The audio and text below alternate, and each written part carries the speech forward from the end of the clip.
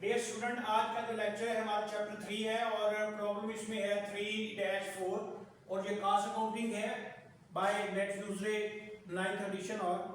और इसमें हम यहाँ प्रॉब्लम की तरफ चलते हैं। On December 31, 19A, M. Canning Company with outstanding common stock of 30,000 had the following assets and liabilities: cash 5,000, account receivable, finished goods, work in process, materials, prepaid expenses, property, plant and equipment, current liabilities। ये हमें opening balances दिए गए हैं assets और liabilities के। It means के balance sheet opening है। During 19B the retained earning account increased 50% as a result of the years business.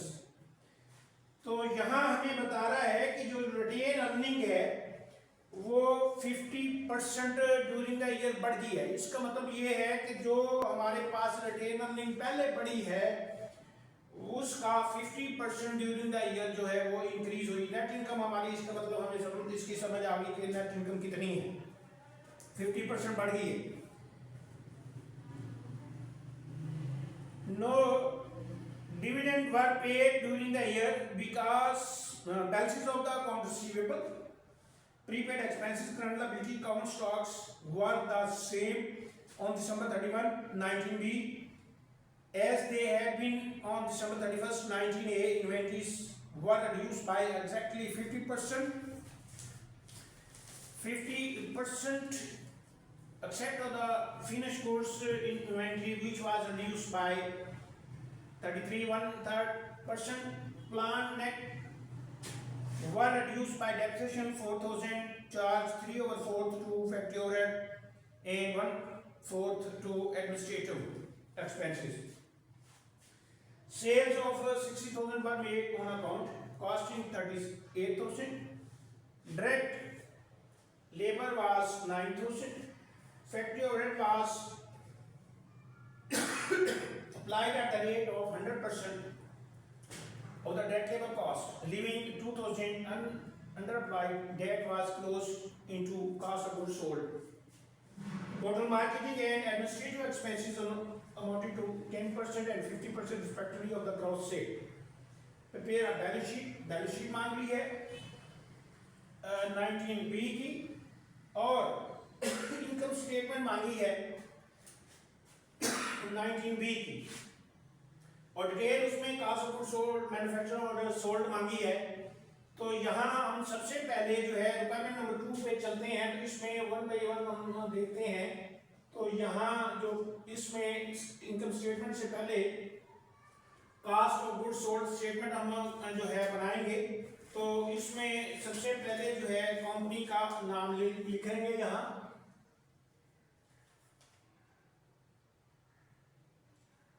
मोर्सिविलिस canning company. Cost of goods manufactured and sold statement for the year ended December 19B। तो यहाँ हम outer column बना लेते हैं। Outer के साथ यहाँ inner. तो इसमें सबसे पहले फर्स्ट एलिमेंट लेंगे मटेरियल्स। मटेरियल्स में ओपनिंग इन्वेंट्री। ओपनिंग इन्वेंट्री हमारे पास यहाँ जो है मटेरियल की वो है 4,000 प्लस परचेसेस। तो परचेसेस यहाँ नहीं दी गई तो ये हम कैलकुलेट कर लेंगे। ये आ गया materials available for use less ending inventory। Ending inventory की अगर हम बात करते हैं तो एंडिंग इन्वेंट्री जो है यहाँ वो कह रहा है कि 50% जो है इसकी हम रिड्यूस करेंगे 50%। तो 50% ये देखें कि ये 4000 है, इसका 50% रिड्यूस हो गया तो ये 2000 आ गया। तो यहाँ आ जाएगा मटेरियल यूज्ड। इसके बाद लेंगे डायरेक्ट लेबर। तो यहां डायरेक्ट लेबर लेंगे, डायरेक्ट लेबर। यहां डायरेक्ट लेबर को अगर देखें तो ये 9000 है डायरेक्ट लेबर, यहां 9000 है 9000। तो यहां क्योंकि ये अभी जो है हमारे पास मटेरियल नहीं है, इसको हम कैलकुलेट करेंगे। इसी तरह factory overhead applied, factory overhead is applied है और ये जो अप्लाइड है वो कह रहा है 100% है, 100% है of direct labour. Direct labour 9 है तो ये भी 9 आ गया। तो ये आ गया टोटल मैन्युफैक्चरिंग कॉस्ट। फिर आ जाएगा वर्क इन प्रोसेस। यहां ओपनिंग इन्वेंट्री लेंगे। ओपनिंग इन्वेंट्री जहां जो है वर्क इन प्रोसेस की, तो वर्क इन प्रोसेस यहां 2000 है, 2000 जमा कर लेंगे। तो ये आ गया cost of goods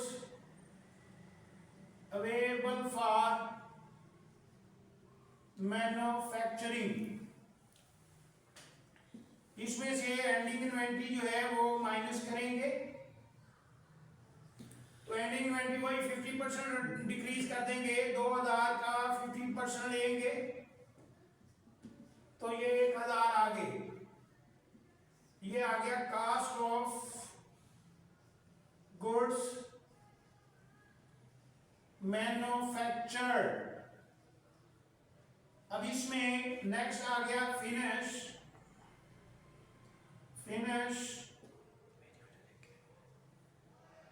goods. Finish goods में प्लस करेंगे ओपनिंग इन्वेंटरी। तो ओपनिंग इन्वेंटरी अगर हम लें यहां तो ये हमारे पास फिनिश गुड्स की है 6000, तो ये 6000 लेंगे। ये आ गया हमारे पास cost of goods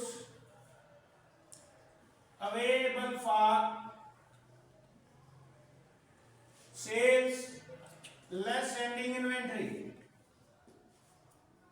ending inventory में यहां हम इसमें उसने हमें बताया है कि 6000 जो है इसका फिनिश गुड्स जो है वो 33 1/3 लेंगे। तो ये इसमें से रिड्यूस करेंगे तो ये लिया 2000 आ जाएगा, 2000 इसमें से माइनस किया तो ये आ गया 4000।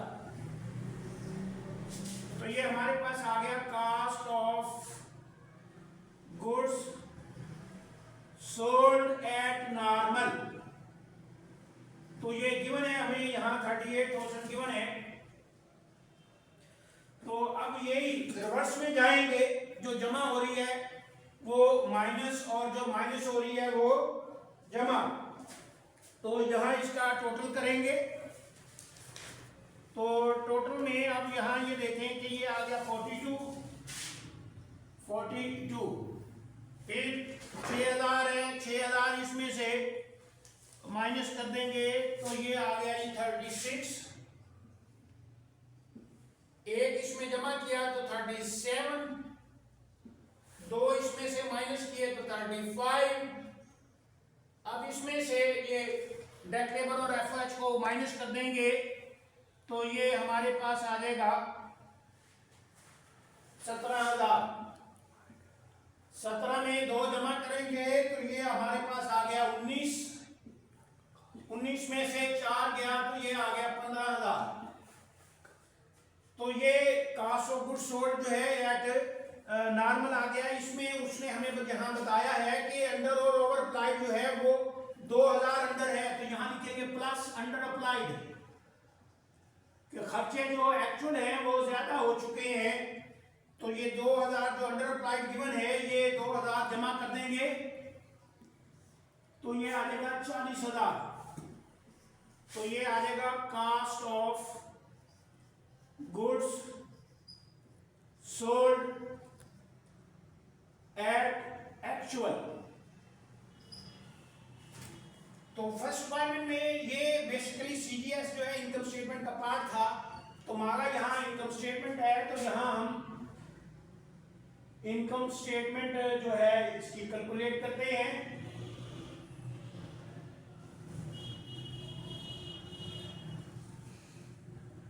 Canning company,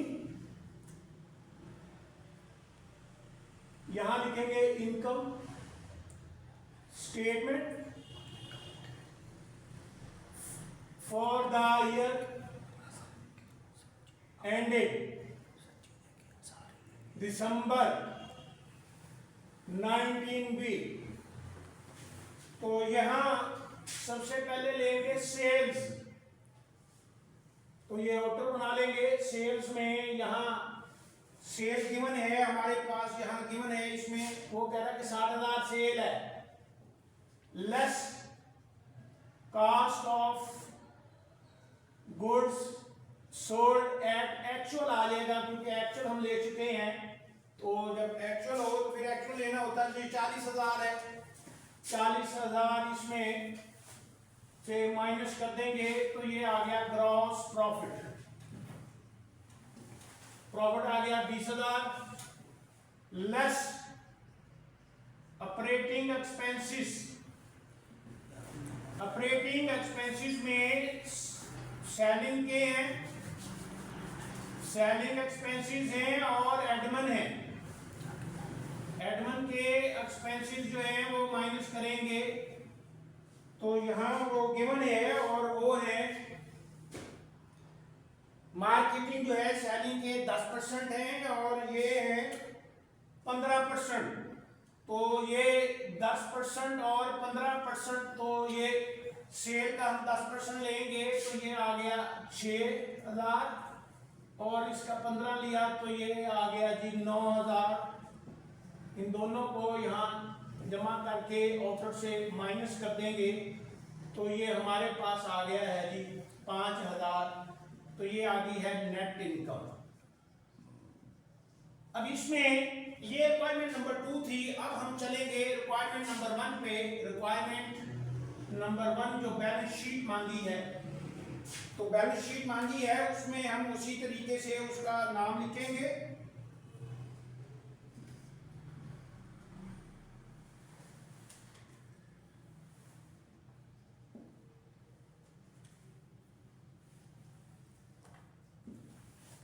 Canning company,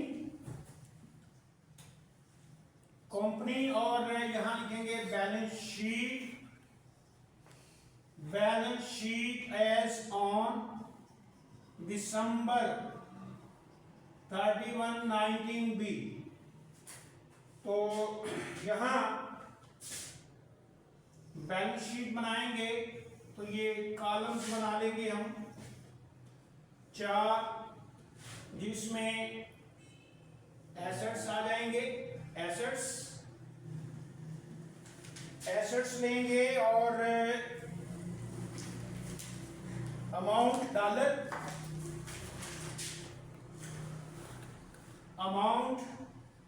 dollar, liabilities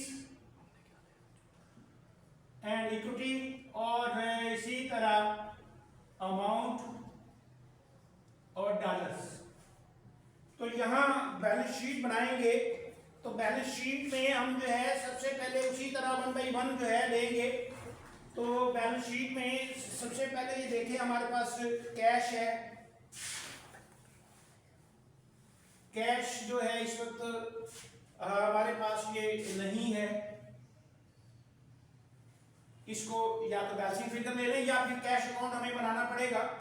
उसके बाद रिसीवेबल्स की बात कर गया है, तो ये हम अकाउंट रिसीवेबल ले लेते हैं यहाँ। उसी तरह जो जो गिवन है उनको हम लिख लेते हैं, उसके बाद इनकी अमाउंट्स उठा लेते हैं। फिनिश गुड्स और वर्क इन प्रोसेस, ये एंडिंग इन्वेंटरीज होती हैं 3, तो तीनों एंडिंग इन्वेंटरी लेनी होती है हमने, और ये तीनों ले ली हैं। उसके बाद आ गया ये प्रीपेड एक्सपेंसेस हैं, और उसके बाद है प्रॉपर्टी है, प्रॉपर्टी है 30,000 की है, और इसमें से क्योंकि डेप्रिसिएशन भी है तो यहाँ करंट लायबिलिटीज आ गई हैं।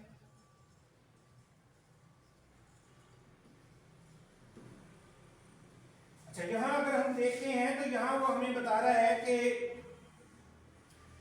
अकाउंट रिसीवेबल्स जो है, balance of account receivable, prepaid expenses, current liability, common stock are the same. तो अकाउंट रिसीवेबल यहाँ 10,000 है तो ये 10,000 ही लेंगे,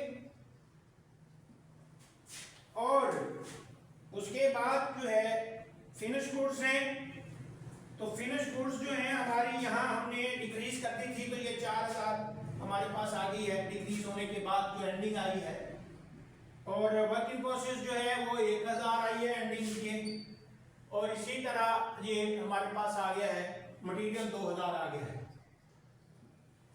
इसके बाद वो कह रहा है कि प्रीपेड एक्सपेंसेस भी सेम है, तो प्रीपेड एक्सपेंसेस हमारे पास 500 हैं, और डेप्रिसिएशन की बात करें तो ये 4,000 उसने बताई है, तो ये less depreciation 4,000 less accumulated depreciation 4,000, तो ये 26 आ जाएगा। इसी तरह करंट लायबिलिटीज वगैरह सेम है, करंट लायबिलिटीज हैं 17,500, तो यहाँ हमारे पास जो है इक्विटी आ गई। यहाँ इक्विटी में कॉमन स्टॉक है, कॉमन स्टॉक जो गिवन है वो भी सेम है, वो कह रहा है 30,000 है। यहाँ रिटेन अर्निंग लेंगे, रिटेन अर्निंग अगर हम ये बैलेंस शीट 19A की बनाए तो वहां ये 10,000 आती है, उसके एसेट्स ले लें और ये ले लें तो ये 10,000 आती है यहाँ बैलेंसिंग फिगर जो है, और प्लस नेट इनकम है। नेट इनकम जो इस वक्त हमारे पास आई हुई है वो है 5, इसको जमा कर लेंगे तो ये 15,000 आ गया। अब इनका टोटल कर लेंगे तो टोटल किया तो ये आ गया जी 62,500, तो अगर ये 62,500 है तो ये भी 62,500 ही है। अब इसकी बैलेंसिंग फिगर इन सबको इसमें से माइनस करते हैं, कैश निकल आएगा, तो यहाँ माइनस करने से तो ये जो कैश निकला है वो आ गया है 19,000। या इसका दूसरा तरीका ये है कि हम कैश अकाउंट बनाएं, तो कैश अकाउंट अगर बनाते हैं तो फिर उसमें जो है ये 19,000 ही इसका एंडिंग बैलेंस आएगा। तो